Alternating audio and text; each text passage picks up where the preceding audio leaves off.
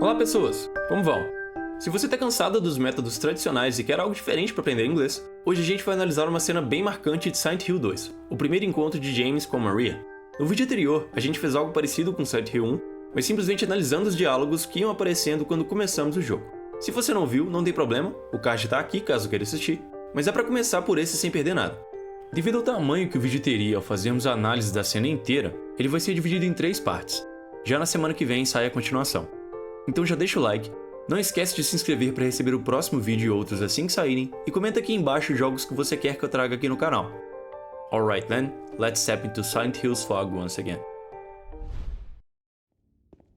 A dinâmica vai ser a seguinte.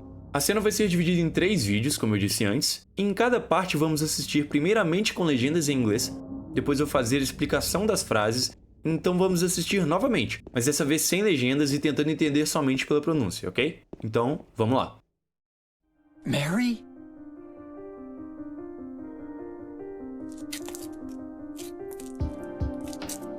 No, you're not.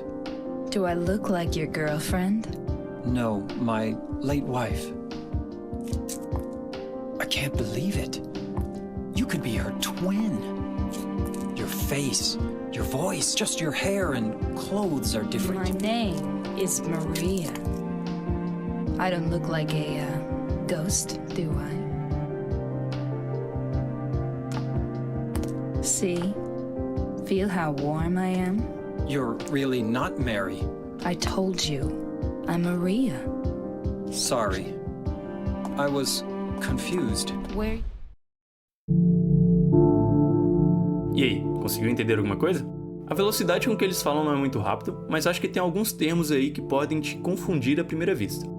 Vamos analisar a primeira fala. James diz: Mary? No, you're not. Mary? Não, você não é. Aqui é uma frase bem tranquila, mas tem um ponto que eu gostaria de trazer. Você percebeu que ele diz no e depois not? E ambos são traduzidos como não. E por que disso? No é a palavra não, porém ela não é usada para formar uma frase na negativa. Para isso, sempre vamos utilizar o not. Esse no vai ser usado como uma expressão negativa sozinho, assim como na frase do James, e também pode ser usado para responder perguntas como uma negativa direta, também sozinho. Isso é, sem estar negando nenhum verbo de fato. Do you wanna drink? Você quer uma bebida? No, I'm okay. Não, eu tô bem. Are you hungry? Você tá com fome? No, I just ate. Não, eu acabei de comer. Esse no também tem um outro uso que é representar nenhum ou nenhuma quando vem antes de um substantivo ou advérbio. Mas por ser um pouco mais complexo, vamos abordar ele em um outro momento. Continuando, you're not, que significa você não é. Lembre-se sempre que ao dizermos uma frase negativa no presente com o verbo to be, a ordem sempre é to be e not. E ela não pode se inverter da mesma maneira que dizemos em português. Na fala seguinte, Maria responde: Do I look like your girlfriend? Outra frase tranquila no presente simples, só que dessa vez uma pergunta. 2 coisas valem a pena pontuar. O verbo principal aqui é look, que normalmente significa olhar, mas look like forma uma expressão fixa, que podemos entender como parecer-se com, ser semelhante a. Por exemplo, You look like my brother. Você se parece com meu irmão. She looks like a teacher. Ela parece com uma professora. É importante lembrar que como esse verbo principal aqui é um verbo comum, e a maioria dos verbos em inglês é, ele precisa do auxiliar do ou does nas perguntas e nas frases negativas. Por isso esse do no início da frase. Ele que indica pra gente que se trata de uma pergunta. Em seguida, James responde: No, my late wife. Não, minha falecida esposa. Temos aqui um termo interessante, late wife, que significa falecida esposa.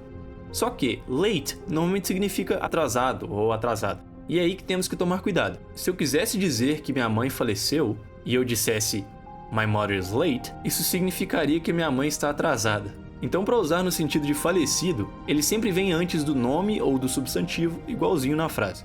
My late wife, minha falecida esposa. Your late father, seu falecido pai. Depois, James continua. I can't believe it. You could be her twin. Your face, your voice. Just your hair and clothes are different. Em I can't believe it, temos uma frase negativa. E um ponto importante. Can't é a abreviação de cannot. Essa é a forma negativa de can, que significa poder conseguir. Ou seja, cannot é não poder ou não conseguir. E temos mais um detalhe. esse can não é um verbo comum, como look, que eu citei antes, lembra? Ele é um verbo modal.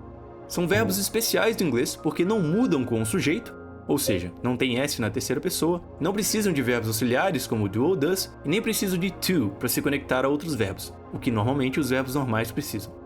Como eu fiz no vídeo passado, vou deixar um template rapidinho de como é a ordem das palavras em uma frase com verbo modal. Quem quiser ver, é só pausar o vídeo. Seguindo para you could be her twin, temos outro verbo modal, could. Ele é o passado do verbo can, então pode significar pôde, mas assim como nessa frase, ele também significa poderia, no sentido de hipótese ou sugestão, mesmo que no presente ou no futuro.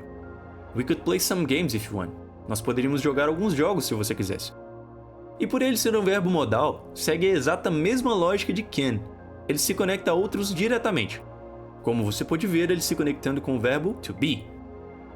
No trecho your face, your voice, acredito que não tenha muito o que comentar. James só está citando o que Maria tem de parecido com Mary, então é só questão de vocabulário. Na última frase dessa fala, just your hair and clothes are different, aqui temos outra frase no presente simples com o verbo to be, dessa vez na afirmativa.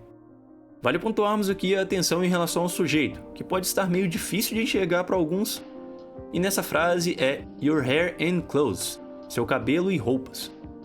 Mesmo sendo coisas e não pessoas, por se tratar do plural, sempre utilizamos are. Outro detalhe é and different, que está traduzido como diferentes. Isso é porque adjetivos em inglês não têm plural. Sempre os utilizamos em sua forma base.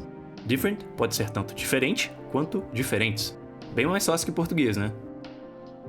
Logo em seguida, Maria responde: My name is Maria. I don't look like a ghost, do I? See, feel how warm I am. Essa primeira frase acredito que nem preciso comentar, né? A primeira frase que todo estudante de inglês aprende. Mas logo depois ela diz I don't look like a ghost, do I?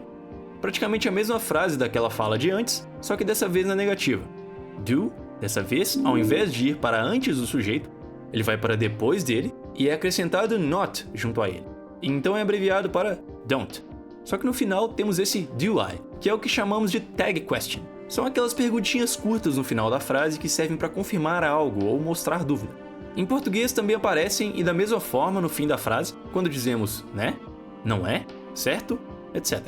A única diferença aqui é em como montamos essa tag. A regra geral é frase afirmativa, tag negativa. Frase negativa, tag afirmativa. Essa tag é formada assim.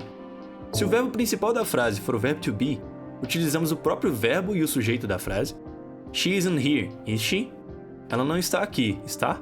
Uma frase negativa, em seguida a tag, confirmando. E obviamente podemos fazer com que a frase seja uma afirmação e a tag uma pergunta negativa. You're tired, aren't you?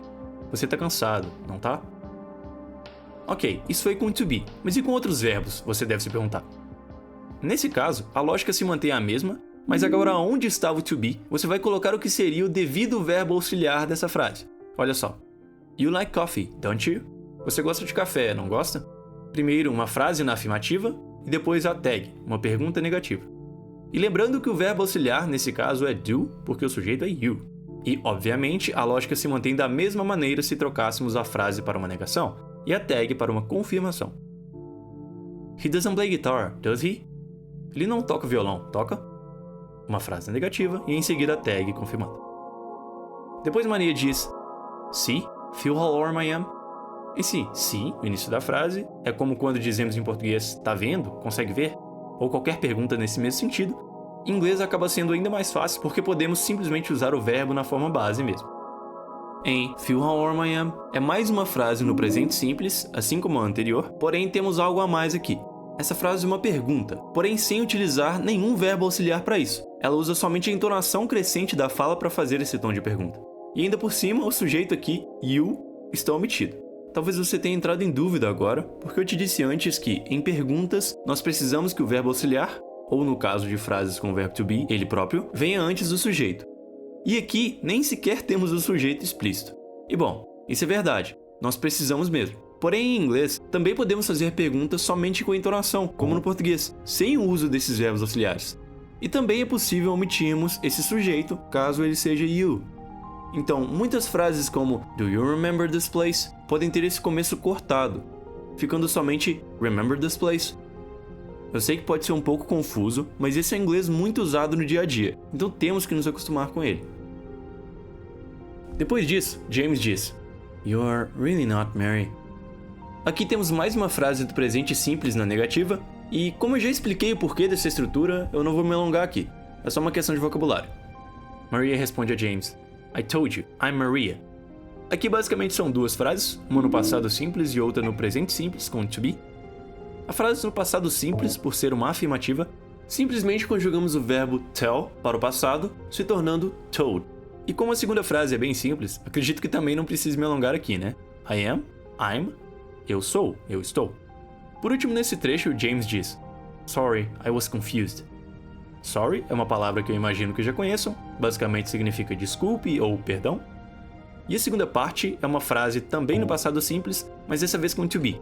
Podemos seguir a mesma lógica de antes, porque está na afirmativa. Então conjugamos o to be para sua forma no passado, nesse caso, was.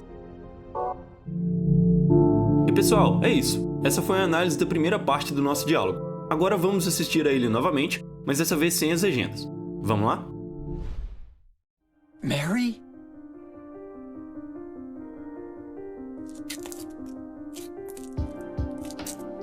No, you're not. Do I look like your girlfriend? No, my late wife. I can't believe it. You could be her twin. Your face, your voice, just your hair and clothes are My different. name is Maria. I don't look like a ghost, do I? See? Feel how warm I am? You're really not Mary. I told you, I'm Maria. Sorry. I was confused. Where? E aí, como foi? Conseguiram entender tudo dessa vez? Espero que sim. O vídeo de hoje vai ficando por aqui. Não se esqueça de se inscrever e ativar o sininho para receber a continuação da nossa análise e deixe o seu like para apoiar mais conteúdos como esse. Se tiverem alguma dúvida, deixe aqui nos comentários que eu vou responder, e caso tenha alguma sugestão ou crítica, elas são super bem-vindas. Muito obrigado pela sua presença e até mais.